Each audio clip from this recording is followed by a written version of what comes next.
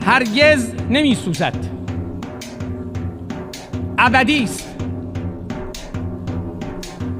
تا زمین زمین است و زمان زمان باقی است.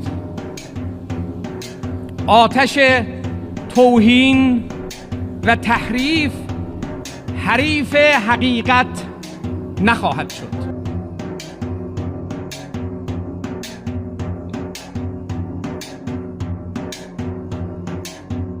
Azerbaijan এবং ইরানের উভয়ের একটি যৌথ প্রকল্প ইলেকট্রনিক্যাল ড্যাম, মানে যেটা পানির সাহায্যে বিদ্যুৎ উৎপন্ন করে, যে বিদ্যুৎ মূলত আজারবাইজান এবং ইরান দুই পক্ষই শেয়ার করে ব্যবহার করবে।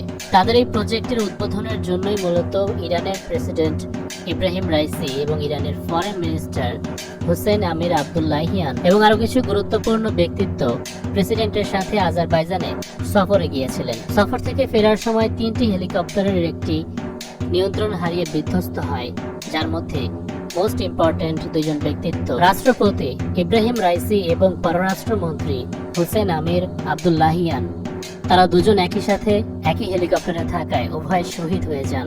কিন্তু নোট করার মতো ইন্টারেস্টিং বিষয় হলো স্পেসিফিক ভাবে সেই চপারটি বিধ্বস্ত হয়েছে যার মধ্যে ইম্পর্টেন্ট ব্যক্তিত্বরা ছিল। দুর্ঘটনা তো 3টি চপারের মধ্যে যে কোনোটার সাথে ঘটতে পারত, অথবা 3টির মধ্যে 2টি বা 3টি হেলিকপ্টারের সাথেই হতে পারত, কিন্তু এমনটি হয়নি। বাকি 2টি হেলিকপ্টার ফিরে এসেছিল। বিশ্লেষকরা ব্যাখ্যা করছে যে অতিরিক্ত কুয়াশা বা ফগের কারণে নিয়ন্ত্রণ হারিয়ে এই দুর্ঘটনাটি ঘটেছে। আপনারা দেখতে পাচ্ছেন জায়গাটি ইরান এবং আজারবাইজানের বর্ডারের কাছাকাছি, যেখানে সাইট অফ র্যাকেজ লেখা আছে। এই জায়গাটিতে মূলত এই ঘটনাটি ঘটে, অর্থাৎ ইরানের অভ্যন্তরীণ এরিয়াতেই। 7 অক্টোবরের যুদ্ধ শুরু হওয়ার পর থেকে আমরা ইরানের ফরেন মিনিস্টারকে বেশ তৎপর দেখতে পেয়েছি। সে বেশ অ্যাক্টিভ থেকে হুঙ্কার দিয়ে যাচ্ছিল। শুরু থেকেই তাকে আমরা দেখেছি তুর্কি এর, কাতারের ফরেন মিনিস্টারদের সাথে বৈঠক করে বা সরাসরি হামাসের লিডার হানিয়ার সাথে পরপর মিটিং করে যাচ্ছিল এই যুদ্ধের বিষয়টি নিয়ে। বিভিন্ন খবর আদান প্রদান। ইরানের ফরেন মিনিস্টার হিসেবে যতটুকু গুরুত্বপূর্ণ ভূমিকা পালন করা যায় তা পালনের পাশাপাশি শুরু থেকেই সে বিভিন্ন সময় ইসরায়েলি গভর্নমেন্ট, ইসরায়েলি অথরিটিকে হুমকি ধামকি দিয়ে এসেছে। So he was very active এই যুদ্ধ শুরু হওয়ার পর থেকে, যুদ্ধ চলাকালীন। প্লাস প্রেসিডেন্সির রোল আমরা ভালো করেই জানি। ইরান এমন একটি দেশ, তাদের এমন একটি সিস্টেম, সেখানে কিন্তু যে কাউকে ধরে প্রেসিডেন্ট পদে বসিয়ে দেওয়া হয় না। তাদের প্রেসিডেন্সির আলাদা একটা ধাঁচ রয়েছে।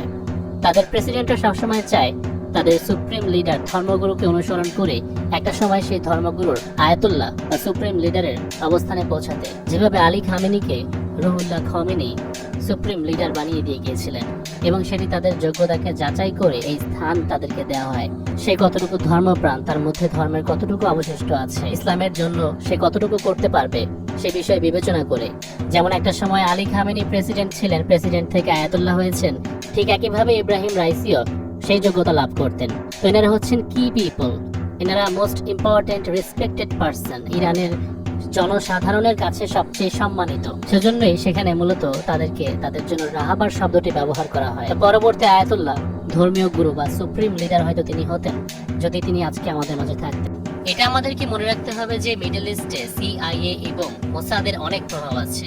নাহয় আব্দুল করিম কাসেমকে কিভাবে হত্যা করে, কাসেম সুলাইমানিকে কিভাবে হত্যা করে। একটি বিষয় লক্ষ্য করে দেখুন, হোক আমেরিকা বা ইউএসএসআর বা ব্রিটিশ, তারা এই সময়টিতে এখন ডিরেক্টলি নয় ইনডিরেক্টলি এই দেশগুলোকে শাসন করতে চায়, এবং তা তাদের পাপেট সরকারদের দিয়ে। আর এই ক্ষেত্রে মিডল ইস্টে সবচেয়ে বেশি আমেরিকা তাদের গোয়েন্দা সংস্থাকে ব্যবহার করেছে।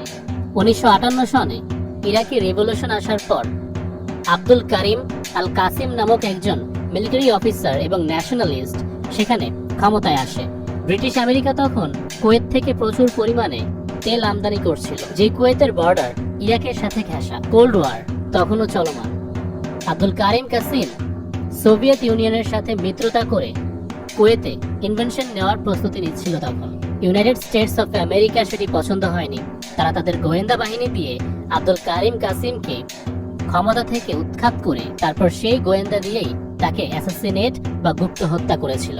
1978 সনে সোভিয়েত কমিউনিস্টদের পক্ষ থেকে নূর মোহাম্মদ তারাকি নামক এক ব্যক্তি আফগানিস্তানে প্রেসিডেন্টের ক্ষমতায় আসে।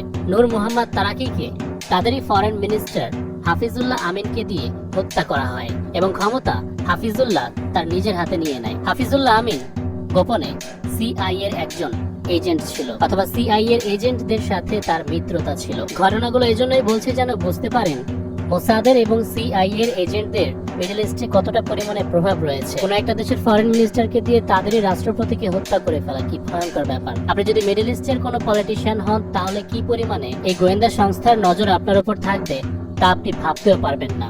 মুহূর্তেই চোখের পলকে আপনি শেষ হয়ে যেতে পারেন। 2020-এ বাগদাদের এয়ারপোর্টে ইরানিয়ান জেনারেল কাসেম সোলেইমানিকে আমেরিকা ড্রোন দিয়ে হত্যা করে ফেলেছিল।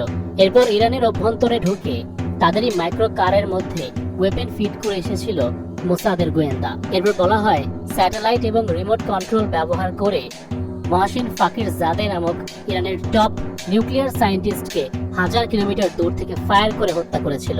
কিছুদিন আগেও আবার আরেকজন ইরানের জেনারেলকে সিরিয়ায় হত্যা করেছে। এরা সবাই কি পিপল ছিল, ইম্পর্টেন্ট পার্সোনালিটি ছিল ইসরায়েলের বিপক্ষে লড়াই করার জন্য। মহসিন ফাকির জাদে ইরানের টপ নিউক্লিয়ার সায়েন্টিস্ট ছিল যে সফল হতে পারলে আমেরিকা এবং ইসরায়েলের সবার আগে হুমকির মুখে পড়বে। ইরানের জেনারেলকে হত্যা করার ফলে কিছুদিন আগেই ইব্রাহিম রাইসি ইসরায়েলে সরাসরি রকেট হামলা করেছিল, যার জবাব কোনো না কোনো উপায়ে ইরানকে দেওয়া হবে বলে প্রতিজ্ঞা করেছিল ইসরায়েলের নেতানিয়াহু।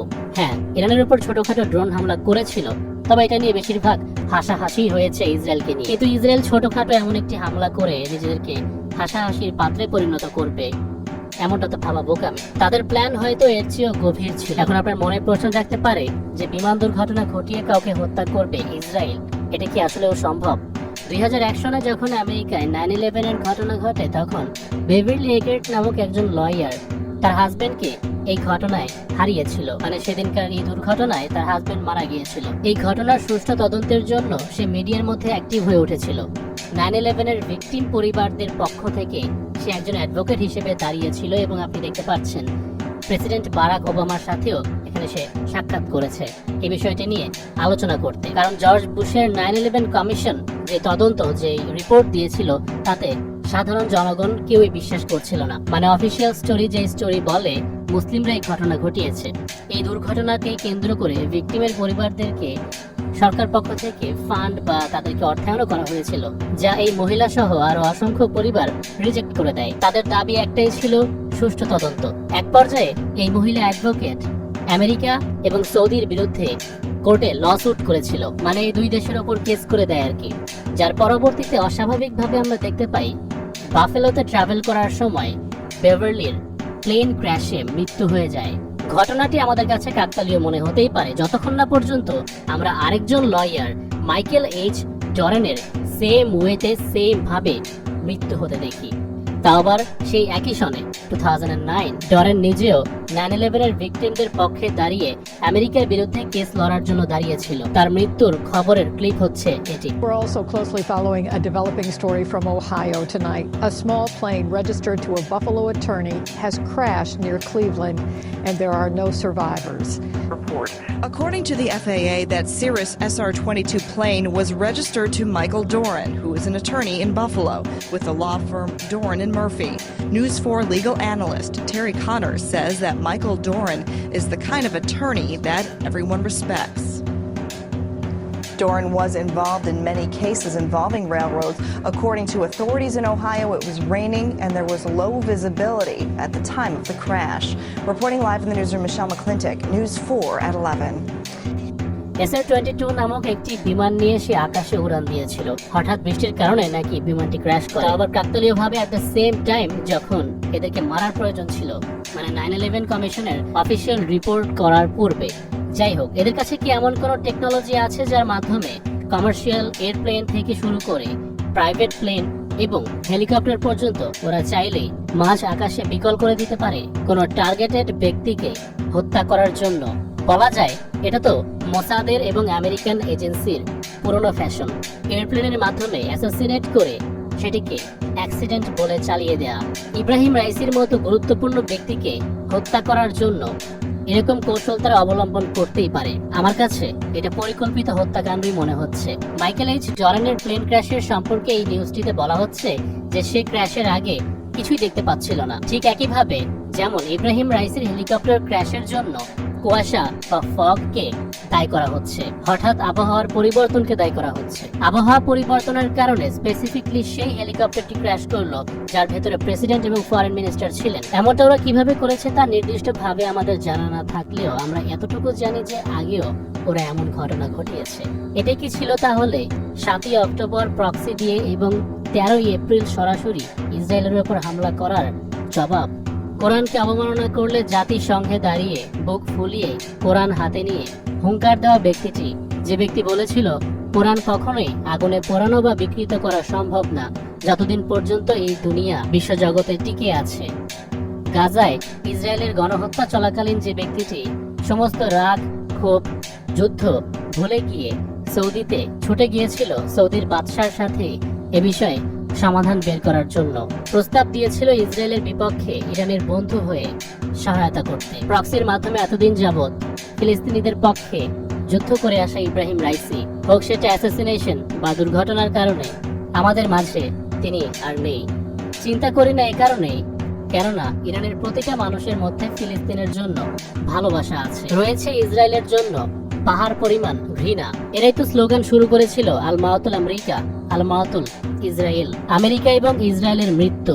এদের লক্ষ্য একটাই, ইসরায়েলকে ধ্বংস করা। হ্যাঁ, আমরা দুজন গুরুত্বপূর্ণ ব্যক্তিদের হারিয়েছি, তবে এখনো সুপ্রিম লিডার এবং ইরানের হাজারো তরুণ রয়েছে যাদের মধ্যে আল আকসা বিজয়ের চেতনা রয়েছে। ফেসবুকে দেখা যাচ্ছে এনাদের মৃত্যুর ঘটনা শুনে একটি গোষ্ঠী উল্লাসে মেতে উঠেছে। আরে শিয়াই তো, ওরা তো কাফের, এত দরদ দেখানোর কিছু নেই। নিজেদের আকীদা ঠিক করো, ওদের জন্য ইন্নানিল্লাহ পড়লে তুমি নিজে ঈমান হারা হয়ে যাবে। এসব কথাবার্তা ফেসবুকে খুব বেশি ঘুরপাক খাচ্ছে। কারা এসব করছে এবং কারা করাচ্ছে সমস্ত ইনফরমেশন নিয়ে হাজির হচ্ছে।